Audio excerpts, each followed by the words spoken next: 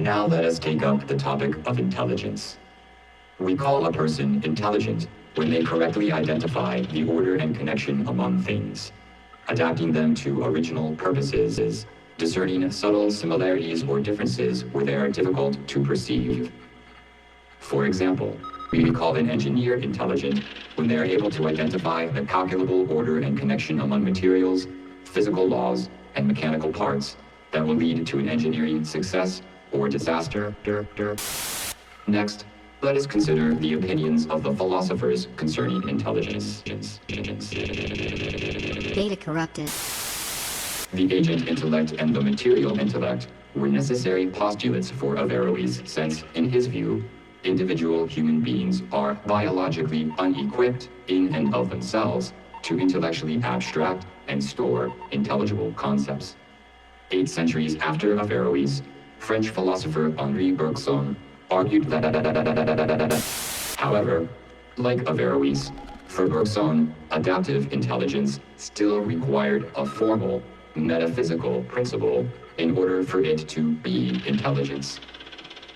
In short, on the topic of intelligence, philosophers have long attempted to go beyond mere descriptions of various ways in which intelligence is attributed of a thing.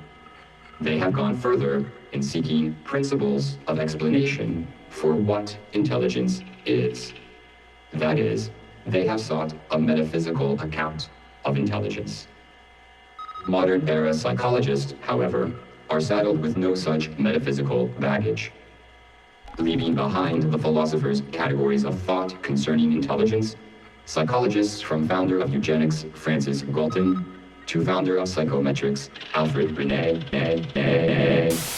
Intelligence for these founding figures is evinced by certain innate and exceptional qualities or abilities. As Galton puts it, intelligence refers to those qualities of intellect or disposition which urge and qualify a man to perform acts that lead to reputation. It is a nature which, left to itself, will, urged by an inherent stimulus, climb the path that leads to eminence, and has strength to reach the summit. In sharp contrast to Averroes, the modern psychological understanding of intelligence becomes strictly biological. Or, more precisely, it becomes genetic.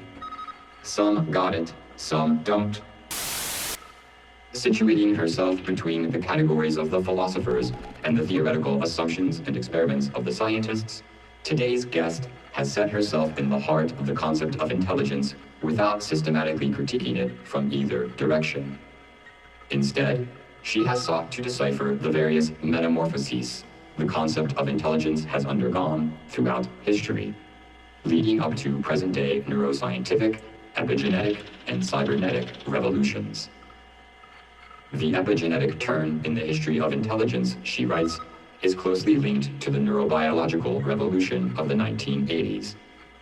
Neuroscience and epigenetics engendered in tandem a metamorphosis of intelligence that anchors it neurobiologically in the brain, while at the same time recognizing that the brain is subject to spontaneous modifications that are as much genetic as they are environmental.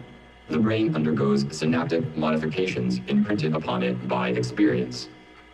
Brain development thus continues long after birth and is largely dependent on environmental and cultural input. There is therefore an interdependence and an essential relationship between the biological and the social. The physical states of the brain are closely connected to the social postures of the body, the way in which they fit into the space of the community. The brain and the body, then, constitute the seat of intelligence. However, both body and brain are exposed to the vagaries of history and the social world.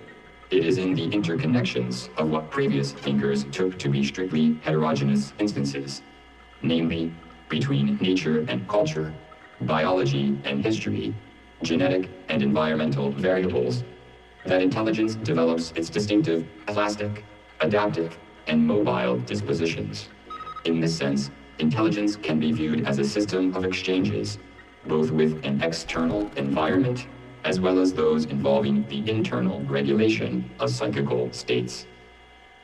But owing to our essential exposure to environments beyond our control, there can be no constancy, stability, or permanence other than what is constantly modified.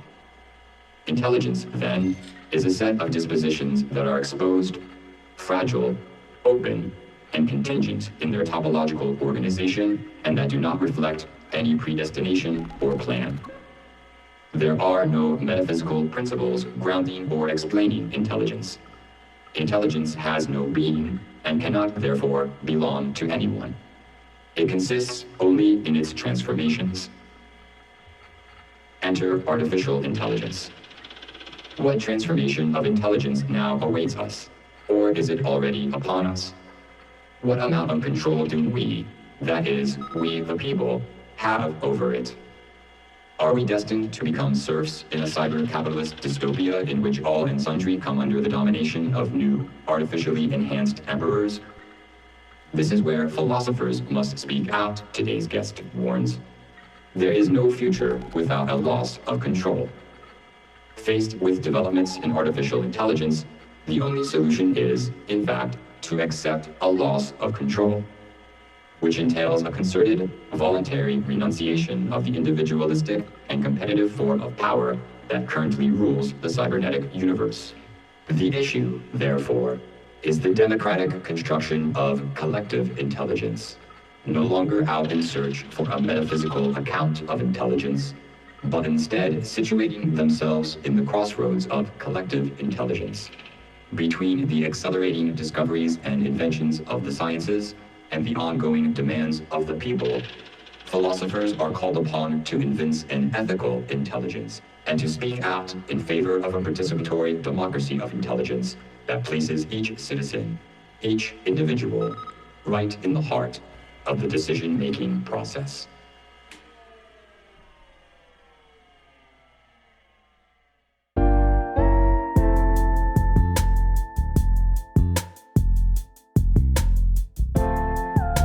This is Philosophy for the People.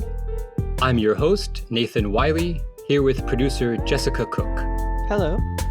Today we discuss philosophy, artificial intelligence, and the future of thought with one of the world's leading philosophers, professor at the Center for Research in Modern European Philosophy at Kingston University and the University of California at Irvine in Comparative Literature and European Languages and Studies, Dr. Catherine Malabou. Professor Malabou, thank you so much for being with us today. Thank you. Thank you for having me. Now, Professor, the topic at hand for today's discussion is your latest book, Morphing Intelligence, From IQ Measurement to Artificial Brains, published last year in 2019. In the introduction just now, I, or rather my automated cyber self, attempted to put into play some of the book's themes, including, centrally, that of intelligence. Now, in terms of the history of philosophy, intelligence is, as one might expect, a concept philosophers have concerned themselves with a great deal. I mentioned Averroes of the 12th century, an Aristotelian philosopher, and you mentioned in Morphing Intelligence a number of other philosophers on the topic of intelligence, including Aristotle, Bergson, Heidegger, Kant, Derrida and Deleuze, as well as Nietzsche, and finally, John Dewey, who you cite most favorably on the topic. However, in citing most of these philosophers, you are very much concerned with resisting their reactionary attitudes towards what many philosophers have seen as the infringement on the concept of intelligence by, in particular, the biological and the psychological sciences. But you take a different attitude and approach, namely one of full engagement with both the philosophers on the one hand and the scientists on the other. Could you talk a little bit about some of the tensions between these two camps over the concept of intelligence? Yes, I mean, you're right to say that intelligence is a philosophical concept. But at the same time, it is not. I mean, it has become one. But Aristotle and, well, the whole tradition until the 19th century all these philosophers never really talked about intelligence. They had other words for it, namely the nous in Greek, or the mind, or spirit in Hegel, for example, or the soul. But intelligence proper is a psychological invention. It becomes a scientific concept in psychology in the middle of the 19th century. And then it became a philosophical concept because people like Bergson and others, didn't want to leave it to psychologists, so they started investing it and transforming it into a concept. So intelligence has a very polemical philosophical history. So one of the main tensions pertaining to this concept is that when psychologists invented intelligence, they meant something measurable, something like a quantitative and qualitative set of properties that could be measured in order to determine if someone, a person, was or not able to perform some cognitive operations. And for philosophers, this was a scandal. Because if you read Descartes, for example, the first words of the Discourse on Method, Descartes says that good sense, what he calls le bon sens in French, good sense, is the most well partagé, the most well shared wealth among people. So, the capacity to think is universal and should not be measured. It's immeasurable. So the first tension is about that. Because intelligence would introduce some idea of degrees or grades between people. There would be more intelligent people and less intelligent ones. So this is the main tension. Yes, you document how the first metric scale of intelligence appeared in 1905, and in 1908, an ancestor of what subsequently became known as the IQ scale was invented. And the most significant term you note, which includes, in a sense, all the others surrounding intelligence as defined by psychology, is generality. Mm-hmm. The first scientific description of intelligence define it as the G factor, which stands for general intelligence or general ability to reason. The problem is that the general intelligence is not universal. It belongs exclusively, you write, to the happy few. Yes. Mm-hmm. So in the beginning, when the first intelligence scale were invented by Binet, the French psychologist Binet and Simon, his colleague, it wasn't, those scales were not about the G point. It was about children who could not really follow in school. So they meant to explain why some children were left behind in a certain sense, in mathematics or language, etc. But it wasn't, they were not researching something like a definition of intelligence. They were just trying to measure some reactions to some basic operations. Then it became the G point in the reappropriation of those scales by Americans and British. Because the metric scales very early became central in the Anglo-Saxon pedagogy and psychology. So it was recuperated in a certain sense and transformed into like an attempt at defining intelligence as general intelligence. But general intelligence, as you said, is not general. In fact, it belongs to very few people. And this, as you mentioned, is a scandal to the philosophers. Absolutely. Your approach to providing an account of intelligence is to read John Dewey together with Jean Piaget. Only Dewey, the philosopher, you write, and Piaget, the psychologist, have brought to light what was originally missing from both philosophy and psychology. To wit, a description of intelligence on its own terms. This description is precise and rigorous, you write. Now, given that this is a podcast discussion, I will not ask for a precise and rigorous description of the concept of intelligence in Dewey and Piaget, but Perhaps, Professor, you could provide us with something like a sketch of intelligence, maybe beginning first with John Dewey. So for John Dewey, intelligence that he sees very positively is absolutely not something like a gift or a set of, as I said, a set of qualities or aptitudes. It's the capacity to solve problems. To be intelligent, if that makes sense, is to be able to solve a problem. What is it to solve a problem? It is not, as we might think, first of all, to have like a mathematical problem and to isolate oneself and try to find the solution. In fact, a problem is something that needs to be translated into a problem. A problem is never a problem by itself. So, what is important is not that much the solution than the way to express what is problematic in a problem, if that makes sense. And so, for Dewey, the main problems, I mean, the most important problems are always political. So, for example, democracy is a problem. So let's express together, because for Dewey, intelligence is always collective. Let's express in school, but also in books, also in different communities, what kinds of problems are hidden in the problem of democracy. So to be able to solve a problem is to be able to express, once again, what is problematic in the problem. So, for example, for Dewey, it means mainly that our democracy, I mean the US democracy, is not yet democratic enough. And why that? So, this is the main problem that Dewey is taking as an example. That's a fantastic approach, and I want to dig into that more deeply as the discussion unfolds. But I want to note here that Dewey also contrasts intelligence, or what he calls his method of intelligence, with reason.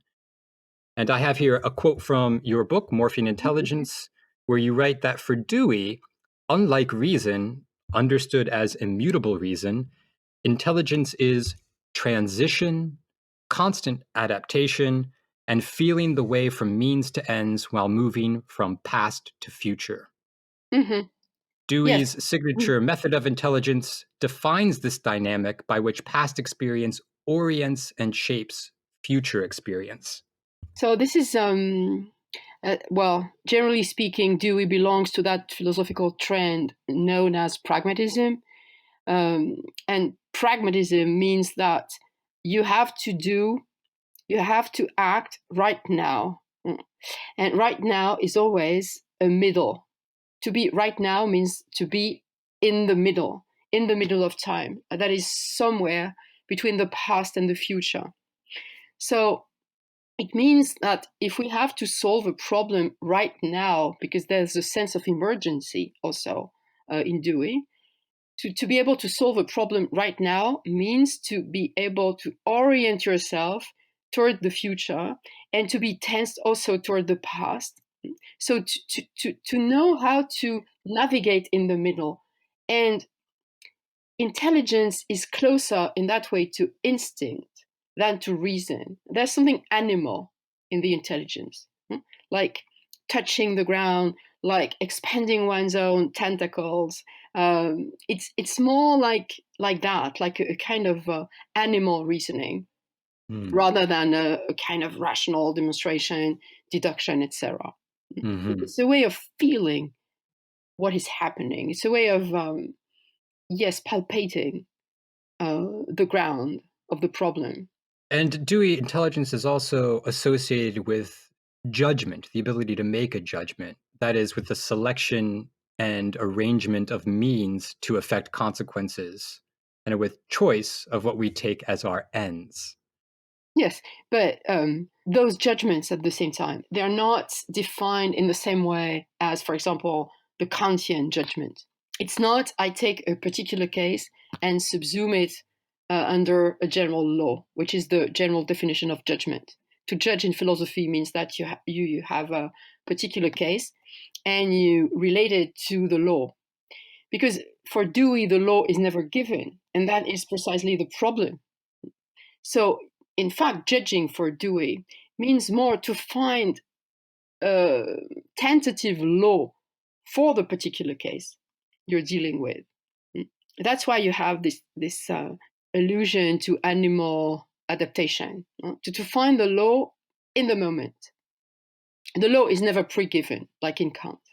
And also, unlike in Kant, for whom the judgment is a judgment made by the singular individual, for Dewey, it's a matter of, as you mentioned already, collective Yes. choices are our means, our ends, neither purely biological nor purely symbolic, you write.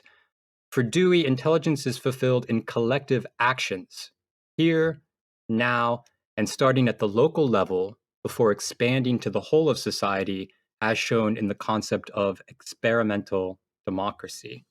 Exactly. This is the difference between what we call experts and what Dewey calls the public. He says, he has a book like that, The Public and Its Problems. Or is it the audience? I think it's public in English. In French, the public et ses problèmes. He contrasts two kinds of collectives. The collective of experts, on the one hand, that is the technocrats that are supposed to deal with social problems like demography, like, social security or whatever. And the collective formed by different audiences or publics at local levels, and people who are gathering around one specific problem at the horizontal level. So collective intelligence for Dewey is always horizontal. Yes, intelligence for Dewey is not deductive. It's deployed in the sphere of action rather than the realm of abstraction, which he says is the natural milieu of reason. Intelligence, as distinct from the older conception of reason, is inherently involved, as you've been explaining, in action. So much for Dewey. How about Jean Piaget, who you read with Dewey in providing an account of intelligence? How does Piaget conceive of intelligence? Piaget totally redefined intelligence. I mean, he was, as you know, a psychologist himself, but he totally reshaped the concept of intelligence as it was first formulated in psychology. So, in order to do so, he situated intelligence at the crossing of the, let's say, cognitive and the biological, using this notion that is now currently very trendy, which is epigenetic. So he used this term of epigenetic, which means development, the process of a development, in order to show that intelligence is a development, which means that we don't have all our intelligence immediately. It develops through time. And he studied this development. And by intelligence, he didn't mean anything like the point G or a quantitative set of properties, but the capacity to solve problems, he also, in a dual movement, what he calls assimilation. Humans, but also animals, assimilate things coming from outside, and to adapt, on the other hand, to restitute what we have assimilated. In that restitution, we shaped also the environment. So it's a double process of being shaped and shaping the environment. It's a plastic process that evolves through time. So, for example, for Piaget, there are ages of intelligence. A child won't be able to do the same thing at, let's say, 4 and 12. So there's a genesis, what he calls an epigenesis of, for example, mathematics or mathematical skills or linguistic skills or moral judgments. Because the problem of Piaget, is that he agrees with Kant that there are some a priori forms of knowledge. For example, there are things you cannot demonstrate, like the fundamental laws of mathematics, for example, Euclidean geometry or the laws of logic. This, you just have to learn them because as they are, it's impossible to demonstrate. And at the same time, it takes time for us to acquire them. So this is this paradox that, according to Piaget, Kant has never solved, which is that, on the one hand, the fundamental laws of knowledge are a priori, and at the same time, we have to learn them. And epigenesis is precisely this process of acquiring something we already have. Yes, you write that it is a process that unfurls continuously, intelligence that is, in mental life and in the life of the organism itself. Yes. For example, to be able to solve a mathematical problem is not only something mental, it involves the whole organism. It's a way to situate one's own both spirit and body in the direction of the problem, and this takes time. And so intelligence then occupies the space between logic and life that enables Exactly. the meeting between the development of categories of thought and organic growth. So the study of intelligence is situated then between biological theories of adaptation and theories of knowledge in general.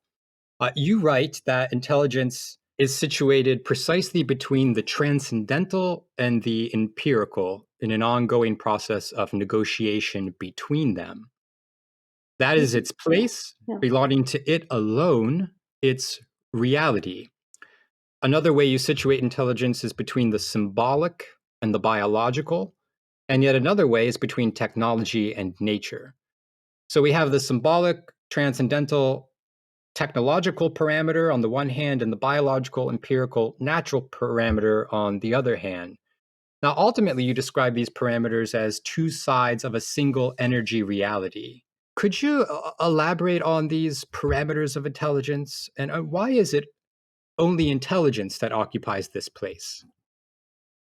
First of all, this place gives you the definition of what a child is, because these psychologists, they are obsessed with this question: what is a child? Which means, why do we have to learn things that are already present in our minds, like these a priori laws I was talking about a moment ago? The child becomes the enigma of an undeveloped and developing unity of a body and a mind. And in this development, in this unified development, the two dimensions you were mentioning, like the transcendental and the empirical, the biological and the cognitive, are at one with each other, and at the same time, they conflict with each other. Mm-hmm. And this is something that philosophers never really took into account.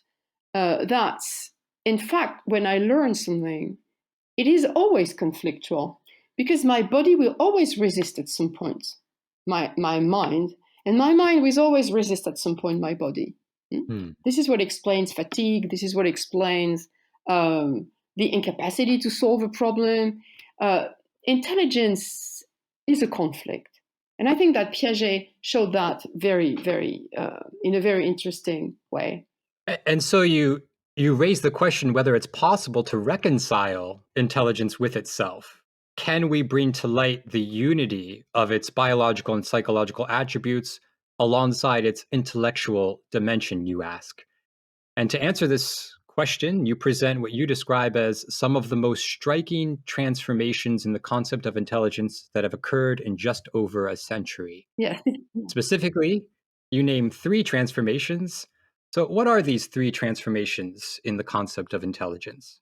Now, if we move to the question, how can we unify these different dimensions, like the transcendental, the empirical, etc.? Now we have to move toward the quite recent discoveries about the brain. Now we have to move toward the brain, which very recently definitely became the locus of all research about intelligence. So Yes, this is a way to approach the third metamorphosis of intelligence. So the first concept of intelligence was the one we talked about a moment ago, like the first discovery, the first bringing to light of the metric scales, etc., the first psychological definitions of intelligence leading to the point G. The second one was the redefinition of the psychological approach to intelligence by Piaget and Dewey, roughly speaking. And the third one is the one that is at work currently, which is the neural approach to intelligence. The brain is precisely the organ that reconciles, at least this is my vision of it, reconciles the biological and the symbolic, because it is the same organ that is the origin of both organic reactions. I mean, in order to think, we have to go through electric, chemical, very biological and physical processes that are purely organic and purely ungraspable by the mind. And at the same time, those processes are the basis of the mental operation. So the brain is definitely a very interesting organ because it deconstructs in its structure all the oppositions that have been structuring the study of intelligence. Yes, you write that the neuronal, or rather the transcendental, has its origin in the neuronal. So it is a very provocative statement, of course. I mean, most of my colleagues in philosophy won't buy that, because for them, as it is the case for Kant, I mean, the transcendental is purely logical. We don't even know where it is. In fact, it's you cannot locate it. It's given a priori in the mind. Where does it come from? Kant never answers this question. So many philosophers would react to this neural approach to the transcendental, saying, oh, you're reducing the transcendental to something biological. So it's not transcendental. Because transcendental, as the name expresses, means beyond, transcendence. It means to go beyond something. And in that case, it means to go beyond the empirical, that is the living being, the organic, the material as well, And yet, I think that now we really have to deconstruct that kind of opposition, because it is clear that the recent research on the brain show that when you look at the brain through technical imagery, you see how the neurons are firing together. There are what they call like fires in the brain. When all of a sudden, when someone is, for example, trying to solve a mathematical problem, all the brain is on fire. And it's impossible to distinguish in those fires what belongs to the purely, let's say, mechanical dimension and what belongs to the mental. It's wonderful. And this attitude that philosophers might tend towards, that namely the reaction to current discoveries in the biological sciences and neurosciences that you've just been describing, this reaction makes philosophy potentially very ill-equipped to meeting the many challenges that this third metamorphosis of intelligence is presenting us with. True. The third metamorphosis. Yes. Mm-hmm. I'm sorry. I'm sorry. I interrupted you. That's all right. I was going to segue to another question, but if you have a comment to make here, please do. Yes, I would like to make a short comment, which is that I presented only one type of philosophical reaction to the brain research. But you have the opposite way as well, which is like cognitive philosophy, that I disagree with as well, which affirms, on the contrary, that everything is cerebral. So in the sense that they are returning to the measurements. We can measure everything. Like when we do mathematics, we can measure what the brain is doing at that moment, etc. And this is not what I want either. Okay, I'm trying to find a way to be at the crossing of the two approaches, like the critique of reductionism and reductionism itself. Yes, this is what I think makes the book so compelling is that you set yourself up in the heart of the concept of intelligence without critiquing it decisively anyway from either direction. Mm-hmm, mm-hmm. But this third metamorphosis of intelligence is, as you mentioned, the one we are currently transitioning into. It's the metamorphosis brought about by advances in cybernetics, biotechnologies, Mm-hmm, robotic engineering, and of course, artificial intelligence. mm-hmm. We are accustomed to hearing more in the media about the coming wave of job automation than perhaps anything else. But the automation of jobs, you point out, is only sort of the tip of the iceberg. The intensified automatism of intelligence is perhaps the real beating heart of the third metamorphosis. But rather than sounding an alarm over the imminent domination of humankind by autonomous machines, Mm-hmm. you quite coolly show how the automatism of intelligence is, in fact, nothing new. And so it isn't something we should be fear mongering about, but rather intelligently preparing for, in part by better understanding the inherent automatism of intelligence. But what are some of the ways in which you understand the automatism of intelligence? You draw here again from Dewey. Yes. Well, if we want to define it, I know it's very difficult to define intelligence, but if we try, what will we find when we talk about solving problems? When we talk about method, when we talk about this intermediary point between the biological and the symbolic, what do we find? We find a series of automatisms. If we didn't construct those automatisms, we wouldn't be able to survive. So, for example, there are so many things we know by heart. How is it possible? Even my own language, I know it by heart. I mean, it's a series of automatisms when I speak. I never look for my words, except in, of course, sophisticated situation. But at the everyday level, I just use my language because it is automatically ingrained in me. And even Bergson recognizes that a poem, for example, has to be learned by heart. It is impossible to access poetry without learning poetry by heart, which means transforming it into an automatism. Same thing with multiplication tables and so many other things. I mean, habit is one of the most important concepts in intelligence studies. Without a series of routines, we wouldn't be able to survive. So, yes, intelligence is at its core a series of automatism. It's nothing else than that. And this is paradoxically those automatisms that allow for creation. It is because we have a series of stereotypes in our minds, in our bodies, etc. It is because we are, in a certain sense, determined by habits that at the same time we're able to improvise, to find new ways of doing, of thinking, etc. This is a very interesting relationship, the relationship between routine and improvisation. But you cannot have one without the other. So that's why, in my eyes, I mean, the problem brought up by artificial intelligence is not automatism, because automatism is a very old question. Right. Yes. The real boogeyman isn't the machines. Mm-hmm. It's rather the humans who are transferring what you describe as their own hegemonic impulses to robots, neural networks, and synaptic computers. You cite the usual suspects: Google, Apple, Mm-hmm. Facebook, and Amazon.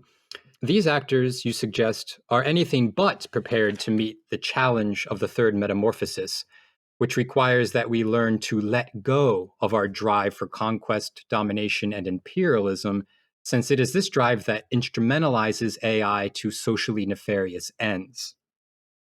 The issue, therefore, you conclude, is the democratic construction of collective intelligence, an important aspect of which is developing our ability to look from many sides simultaneously. You make this point in the context of presenting Dewey's theory of automatism. The natural automatism of intelligence reveals its collective, that is, social nature, For Dewey, you continue, taking a plurality of perspectives into account when examining problems, along with identifying the greatest wealth of possibilities in a given situation, is democracy par excellence. The growth and power of collective intelligence are conditions for experimental democracy. Could you elaborate on this fascinating constellation of concepts, namely automatism, collective intelligence, and democracy? How do you understand these concepts as belonging together? I think that what is currently going on with AI is that we have to understand that the only way to deal with a machine is to treat it as a social being. And this is one of the most urgent challenge brought about by AI, is that today, machines or, robots are really becoming human-like. They are excellent simulators. And so the only way to deal with them is not to consider them as just dangerous automatisms or weapons or whatever, but to consider them social beings. So the only way to deal with artificial intelligence is to deal with it socially and politically. So when you were mentioning those people, like I don't remember the name you gave them, but like the people from the GAFA or people like Elon Musk, these Yes. people are agitating the fear. I mean, they're trying to scare us because they are the ones who paradoxically predict that one day machines will replace us, etc. And at the very same time, they are inventors and users of those machines. So we have to deconstruct these fears because they are pure creations of people who, as you said, want to have hegemonies on them. The only way to, I think, to resist those fictions is to integrate the machines into the collective intelligence. We don't have to fight them, to treat them as if they were totally or absolute others, but on the contrary, to treat them as other members of this collective intelligence. I don't know if that makes sense. Yes, it does. What roles should philosophy be stepping into in helping to organize such a participatory democracy of intelligence? Well, I don't know if this is the specific task of philosophy. We can go back to this in a moment, but you know what's going on currently with the virus crisis is that we are experiencing, so it's not maybe artificial intelligence, it's more like cybernetics, but we are experiencing the growth of a new form of collective intelligence through the cyberspace since the beginning of the crisis. And what we're doing right now, you and I, is to construct this new form of collective. Like, we don't see each other, we don't know where we are, we're not physically interacting, and at the same time we're having a very intense dialogue. So I think that this gives us an idea of how we can build that collective intelligence with machines and not against them. So philosophy, so I have my own, of course, approach to it. You know, I was formed by Hegel, and I'm very much into dialectics. So dialectics is the logic of contradiction, which means that you have to look on both sides of a problem before trying to solve it, which is you have to contradict, to see all the contradiction pertaining to a problem. And so I think that what philosophy can bring to this new form of collective intelligence is to see it dialectically, to see it on the one hand as something like a loss, because there is something like a loss in cybernetics, because once again, we are losing touch of each other's, physically speaking, and we can fear that progressively those cybernetic exchanges become the norm. But at the same time, we have to see what in this loss is a gain. This is my approach. And what philosophy can bring is a kind of ethics, a dialectical ethics of before judging, try to look both ways. Try to, as Hegel says, speculate. That is to construct a kind of mirror that helps you perceiving different sides of the same problem. And one way of doing that, being able to, prior to judging, see things from all sides is to form alliances. And you speak of an unprecedented alliance among biology, philosophy, and cybernetics. But this is not the first alliance, Professor, that you have spearheaded. Your work has also been at the forefront of an unprecedented alliance among philosophy, psychoanalysis, and neuroscience. So in this regard, your work is exemplary for what I believe philosophy increasingly needs to be doing, namely forming alliances. Yeah, that's beautiful. And thank you. But unfortunately, this is not always well received because people say, okay, Malabou has several works between several disciplines, which means that she's not a specialist. You see, this is the critique I very often receive. Like when you work at the crossing of different fields, you're not an expert in any of them, which means that you're not serious. You see what I mean? I don't know why. This is also something that would be very interesting to study, like the fear of the interdisciplinary. Everybody, as you said, knows that it is indispensable, and at the same time, it is not well received. It would be interesting to know why. Yes, I was going to ask you, are there perhaps old habits that philosophers need to shed in order to be better able to form alliances in other sectors of research and with other sectors of society? But everything, everyone and everything is so competitive, no one wants to really share. That's the problem. That's the problem. But yes, I think we have to shed our old habits. Absolutely. Absolutely. Form new automatisms. Definitely. To continue with Dewey, if we agree with him that the primary role of intelligence is to solve problems and that all problems are practical, as you said, political, then perhaps we can derive from his theory of intelligence a set of guidelines for cultivating a form of practical intelligence that is up to the challenge of exploring possible solutions to the many crises we are facing today. I'm thinking here of one of your references to Dewey's book, How We Think, where he enumerates 5 logical steps to any problem-solving inquiry. 1, sensing the problem. 2, locating and defining it. 3, suggesting a possible solution. 4, developing this suggestion through reasoning. And 5, further observation and experimentation of the initial given. So are there ways in which we could be doing a better job of training intelligence, specifically for the kinds of real-world problems that we desperately need to begin solving? I mean, for Dewey, these steps are not, I mean, you have to learn how to develop them. It means that he, as you know, he redefines education in school. This is where we should start. I think the first challenge is pedagogical.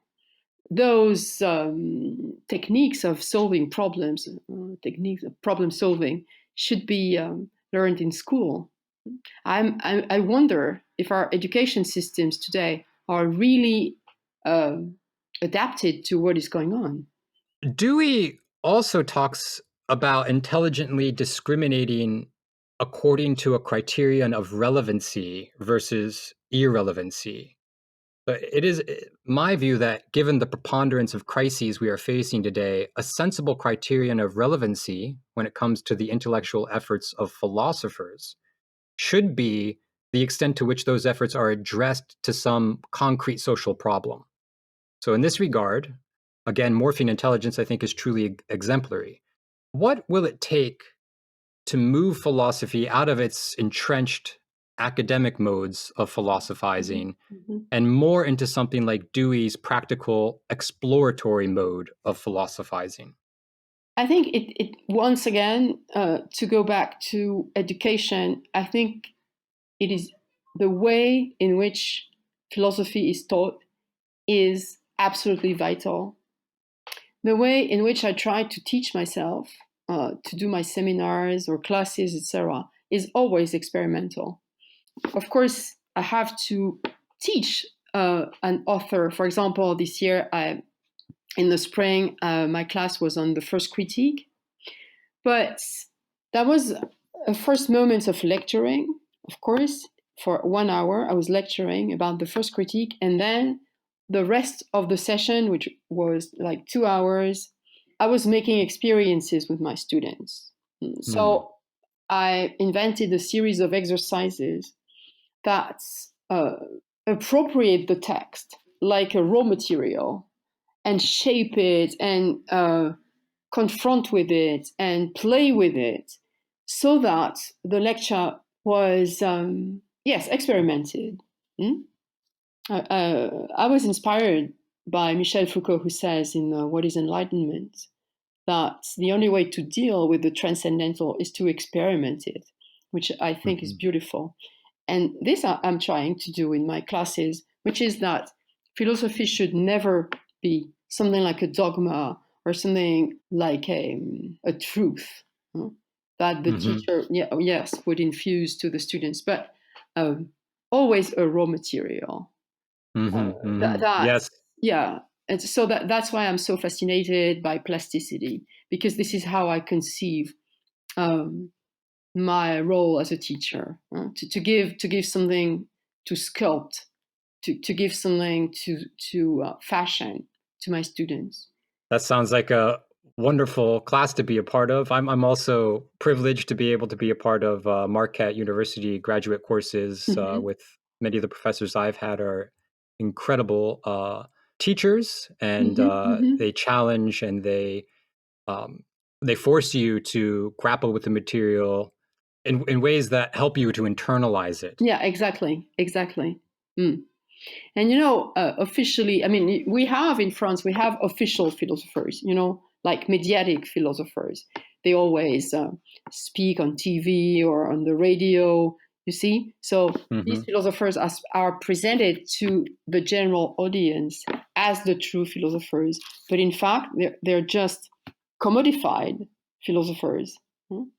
So a wrong image of philosophy is given to the public, like asking like basic questions like what is happiness, what is it to be successful, what is love, what, stupid questions like that. I mean, without any kind of mediation, and they are bringing immediate answers with false brilliance. So this image that should be deconstructed, that should be destroyed. But this is very, very difficult, because then we find again the power of the medias, etc. But I think that genuine philosophy, authentic philosophy, is never really explained to the people. They have a false image of it. Yeah, it sounds like the classical distinction between philosophy and sophistry. Yeah, exactly. I think maybe part of the problem is that you mentioned this false brilliance and having all the answers, but philosophy at its core is about ignorance and confusion and feeling your way through, right? Right, of course. Now, I titled this episode Philosophy, AI, and the Future of Thought. Is there a distinction to be made between philosophical thought and philosophical intelligence? No. If you want my last word, no. Usually, of course, there is a difference. As I said, philosophers resist this notion of intelligence. So, for example, if you take Heidegger's book, What is Thinking? It's about thought. And definitely, Heidegger would never accept to translate thoughts as intelligence. But after everything we said, I can conclude that, yes, of course, it's one and the same. Philosophical intelligence is, of course, this is the definition of thinking, of course, like problem solving, etc. I personally don't see any difference. So I wonder, Professor, what you think. What is the future of philosophical thought, if not the cultivation of a more plastic and mobile philosophical intelligence? Well, this is a huge question. What can I say? I think you defined it very rightly when you said that it was the making of alliances. This is exactly what I think. It's building new connections between disciplines, particularly sciences today. For a long time, philosophy and sciences, at least in Europe, have been fighting, have been in conflict. We had more alliances between philosophy and literature, for example, or philosophy and poetry, at least once again in Europe. So now we have to build new alliances between philosophy and sciences, philosophy and cybernetics, philosophy and psychology. So I think this is the future of philosophy. Well, the Definitely. alliance that I am presently concerned with is that between philosophy and the people. And I thank you, Professor, for joining me in trying to help forge such an alliance. You've been very generous with your time, and I was again, very. It was. I want to thank you for the intelligence of your reading. I mean, I was really touched by it. well, I will just say to any listeners out there that all of your books are well worth careful study, and please, they should go out and read Morphine Intelligence from IQ Measurement to Artificial Brains. Professor, thank you again very much. Thank you, Nathan. Thank you, Jessica.